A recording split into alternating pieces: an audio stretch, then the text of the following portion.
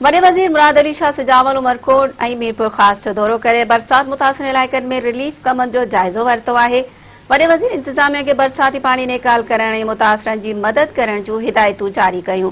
वॾे वज़ीर मुराद अली शाह सिजावल जे बरसात मुतासिर इलाइक़नि जो हवाई जाइज़ो वरितो आहे। वॾे वज़ीर मुराद अली शाह मीरपुर ख़ास जे मुख़्तलिफ़ इलाइक़नि जो बि दौरो कयो आहे। डीसी मीरपुर ख़ास तरफ़ां वॾे वज़ीर खे बरसात सबबि मुतासिर थियल इलाइक़नि बाबति ब्रीफिंग ॾिनी वई।